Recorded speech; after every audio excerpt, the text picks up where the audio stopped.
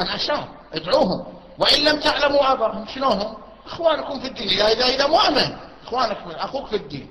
أما إذا مو مؤمن لا أهلا ولا كرامة، ما عندي بيني وبينه أخوة. إذا مؤمن فاسق ولعين لا ما عندي. لكن إذا مسلم محترم نفسه لا.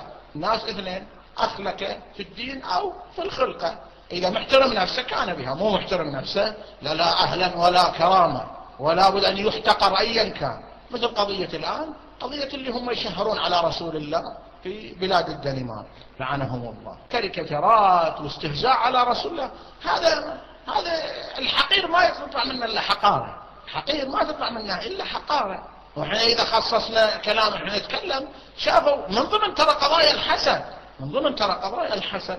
شلون هذا النبي أفواج سنويا تدخل في دينه وتخرج من ديانتنا، تطلع من المسيحية وتدخل في دينه، تطلع من البوذية وتدخل في دينه، تطلع من اليهودية وتدخل في دينه، تطلع من السيخية وتدخل في دينه، تطلع من الملحدين اللي ما يعترفون بوجود الله ولا وتدخل في دينه. هذا هم هالحسد هذا ولد عندهم، يتجاسرون على رسول الله، يتجاسرون. وأنا أشيد بكل من أثبت إسلاميته وأثبت انتسابه لرسول الله انتساب ديني وقاطع هالبلاسة هذه اللي عندهم لعنهم الله. نسأل من الله أن نثبت على دين أبي القاسم محمد.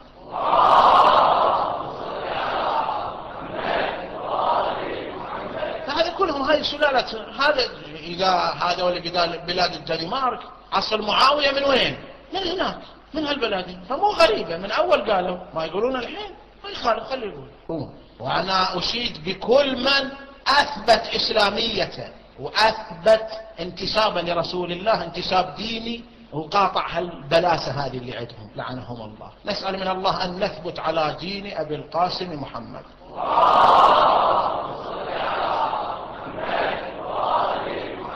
هذا كلهم هاي سلالة. هذا اللي بلاد الدنمارك أصل معاوية من وين؟ من هناك، من هالبلاد. فمو غريبة، من أول قالوا ما يقولون الحين، ما يخالف خلي يقول. ما يفهم. لا يضر السماء نبح الكلاب، ما يأثر في السماء نبح الكلاب، ما يأثر. لكن لابد أن التبعات